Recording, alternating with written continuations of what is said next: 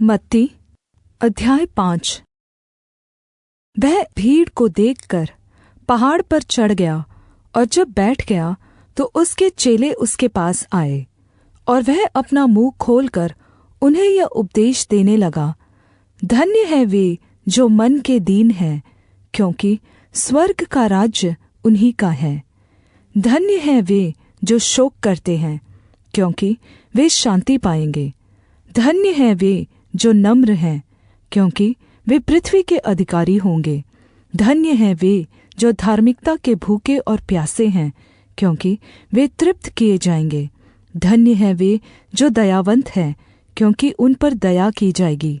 धन्य है वे जिनके मन शुद्ध हैं, क्योंकि वे परमेश्वर को देखेंगे।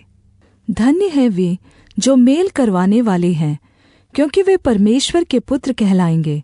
धन्य है वे जो धार्मिकता के कारण सताए जाते हैं, क्योंकि स्वर्ग का राज्य उन्हीं का है। धन्य हो तुम जब मनुष्य मेरे कारण तुम्हारी निंदा करे और सताए और झूठ बोल बोलकर तुम्हारे विरुद्ध में सब प्रकार की बुरी बात कहे। आनन्दित और मगन होना, क्योंकि तुम्हारे लिए स्वर्ग में बड़ा प्रतिफल है, इसलिए कि उन्होंने उन भविष्यद्वक्ताओं को जो तुम से पहले थे इसी रीति से सताया था। तुम पृथ्वी के नमक हो, परंतु यदि नमक का स्वाद बिगड़ जाए तो वह फिर किस वस्तु से नमकीन किया जाएगा? फिर वह किसी काम का नहीं, केवल इसके कि बाहर फेंका जाए और मनुष्यों के पैरों तले रौंदा जाए। तुम जगत की ज्योति हो। जो नगर पहाड़ पर बसा हुआ है वह छिप नहीं सकता, और लोग दिया जलाकर पैमाने के नीचे नहीं परंतु दीवट पर रखते हैं, तब उससे घर के सब लोगों को प्रकाश पहुँचता है। उसी प्रकार तुम्हारा उजियाला मनुष्यों के सामने चमके, कि वे तुम्हारे भले कामों को देखकर तुम्हारे पिता की जो स्वर्ग में है बड़ाई करें। यह न समझो कि मैं व्यवस्था या भविष्यद्वक्ताओं की शिक्षाओं को लोप करने आया हूँ। लोप करने नहीं, परंतु पूरा करने आया हूँ। क्योंकि मैं तुमसे सच कहता हूँ कि जब तक आकाश और पृथ्वी टल न जाए, तब तक व्यवस्था से एक मात्रा या बिंदु भी बिना पूरा हुए नहीं टलेगा। इसलिए जो कोई इन छोटी से छोटी आज्ञाओं में से किसी एक को तोड़े और वैसा ही लोगों को सिखाए, वह स्वर्ग के राज्य में सबसे छोटा कहलाएगा। परंतु जो कोई उनका पालन करेगा और उन्हें सिखाएगा, वही स्वर्ग के राज्य में महान कहलाएगा। क्योंकि मैं तुमसे कहता हूँ कि यदि तुम्हारी धार्मिकता शास्त्रियों और फरीसियों की धार्मिकता से बढ़कर न हो, तो तुम स्वर्ग के राज्य में कभी प्रवेश करने न पाओगे। तुम सुन चुके हो कि पूर्व काल के लोगों से कहा गया था कि हत्या न करना, और जो कोई हत्या करेगा वह कचहरी में दंड के योग्य होगा।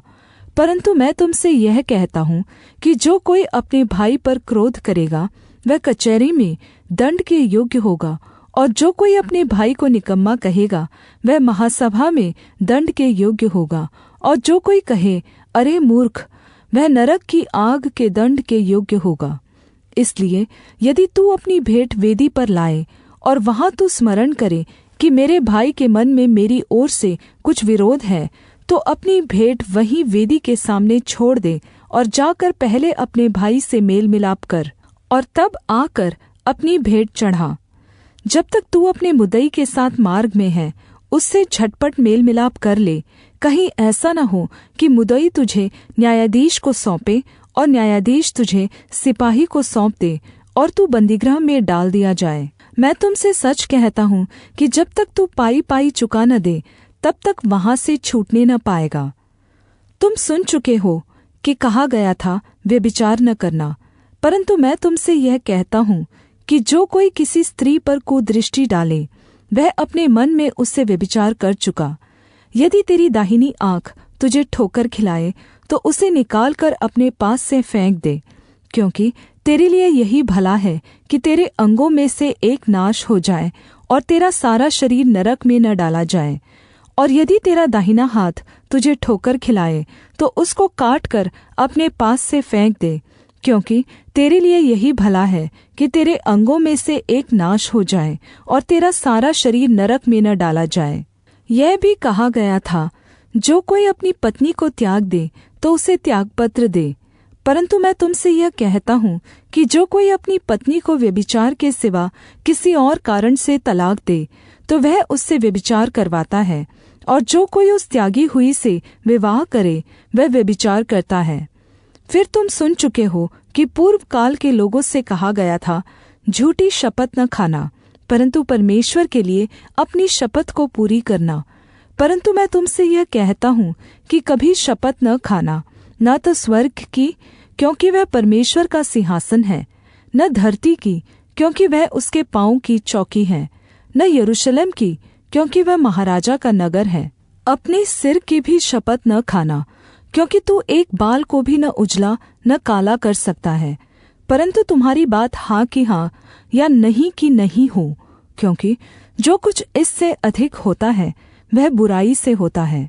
तुम सुन चुके हो कि कहा गया था कि आँख के बदले आँख और दाँत के बदले दाँत, परन्तु मैं तुमसे यह कहता हूँ कि बुरे का सामना न करना। परन्तु जो कोई तेरे दाहिने गाल पर थप्पड़ मारे, उसकी ओर दूसरा भी फेर दे।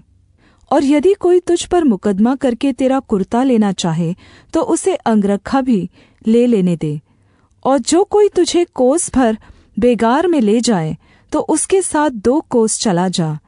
जो कोई तुझसे मांगे उसे दे, और जो तुझसे उधार लेना चाहे उससे मुँह न मोड़।